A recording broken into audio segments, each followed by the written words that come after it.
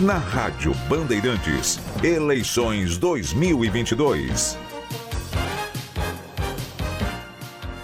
O ex-presidente Luiz Inácio Lula da Silva lançou neste final de semana em São Paulo a sua pré-candidatura à presidência na chapa com Geraldo Alckmin como vice. O petista falou em pacificar e unir o Brasil em busca de recuperar a soberania do país. A nossa soberania e a nossa democracia vêm sendo constantemente atacadas pela política irresponsável e criminosa do atual governo. É mais do que urgente restaurar a soberania do Brasil. É defender o direito à alimentação de qualidade, é defender o bom emprego, os direitos trabalhistas, o acesso à saúde e à educação.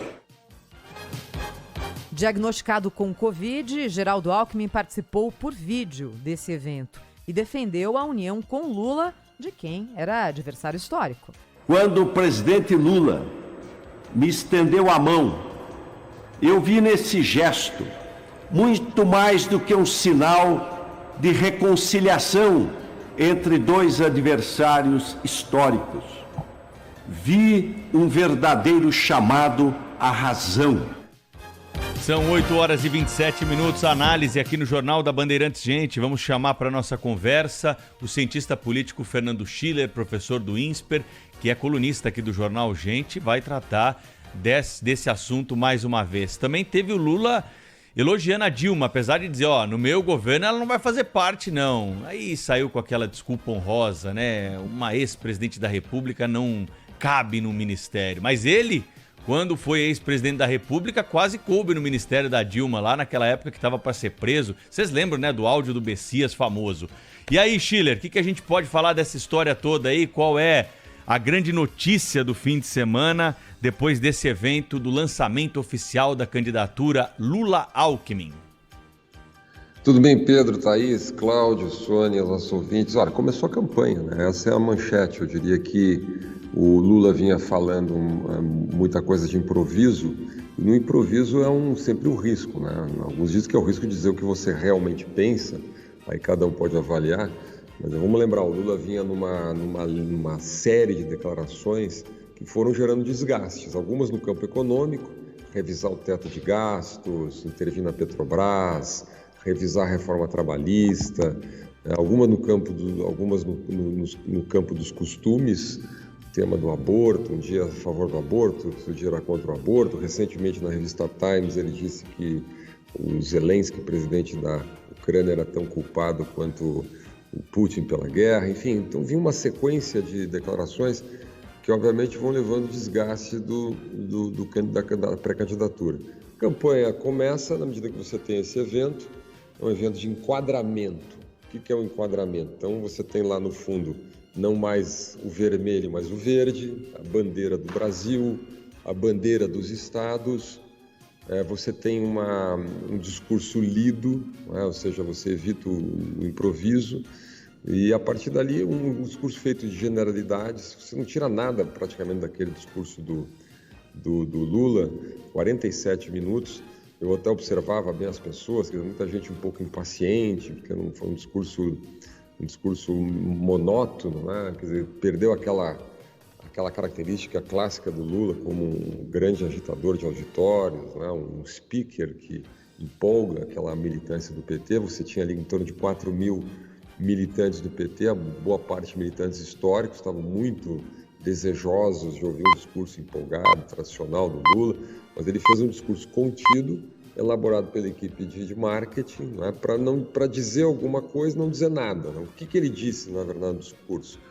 Ele, na minha visão, quer dizer, tem três informações que ele deu ali claramente sobre a linha de campanha. Né?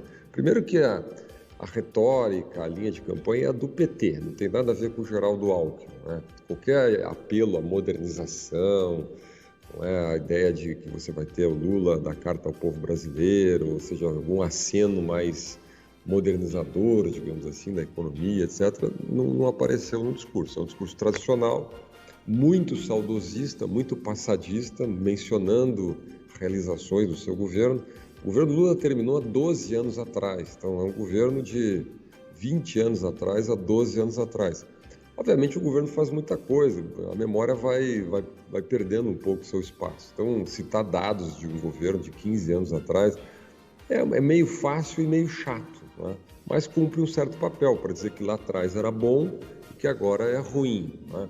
Então tem muita retórica sobre o papel das estatais, o papel do SUS, o papel do Estado na retomada de desenvolvimento e tal. Então acho que ficou o tom que agradou, um desenvolvimentismo genérico, digamos assim, que agrada aquela base da esquerda presente ali. Ainda é um discurso muito para base de apoio ao Lula, né? Ele vai começar uma série de visitas pelo país, então, ou seja, centralizar essa base com o discurso clássico do PT, em que pese evitando qualquer radicalismo, pouco foi a linha do discurso. E o outro, o que eu chamo de marketing da democracia, né? Alguém podia dizer marketing do golpe ou marketing do autoritarismo, mas eu vou chamar de marketing da democracia, que dá na mesma, né?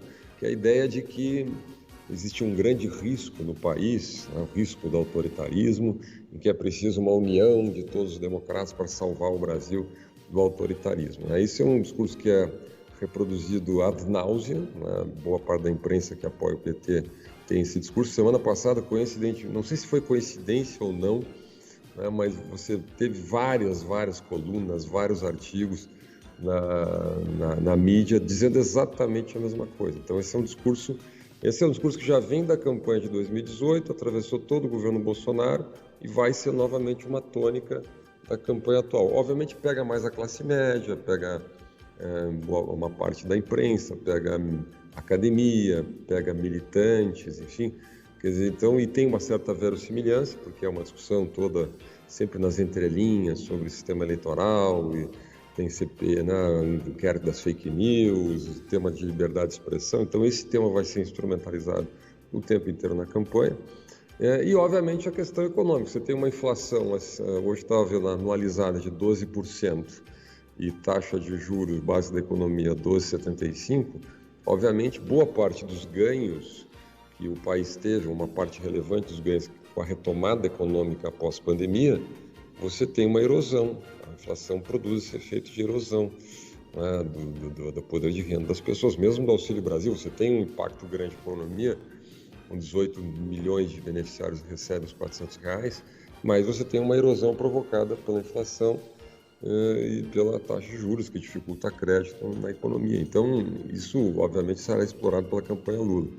Então, eu diria assim, a partir de agora a gente vai ter menos o Lula improvisando, mais o Lula profissional. O PT é um partido muito bom de marketing, ganhou 4 eleições presidenciais, tem muita experiência nisso.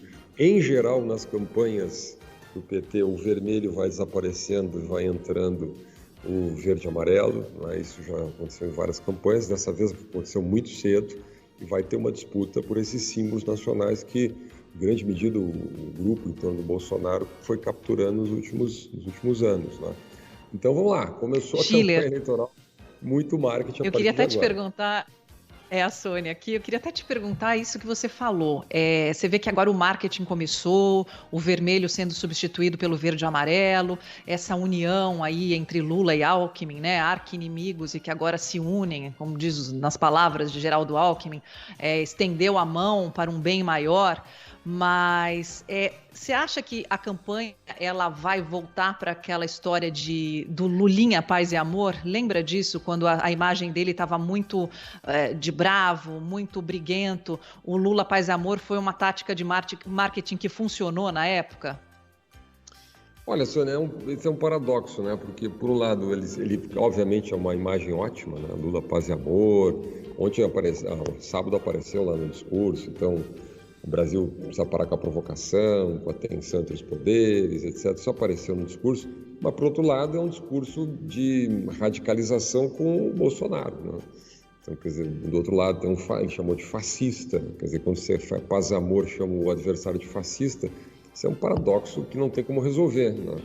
Então, é um paz e amor, acho que vai se tentar apresentar o Lula como um candidato capaz de alguma maneira, gerar mais estabilidade, ou mais tranquilidade. Talvez mais um paz e amor que acene, que tenha que acenar um pouco mais para o centro, né? Porque mesmo nessa polarização, tem gente que ainda, assim, tá optando por quem não quer, né? Não por quem quer. E a terceira via nisso submergiu, né? Então, será que os discursos agora eles vão ter que pender um pouquinho mais para o centro, não?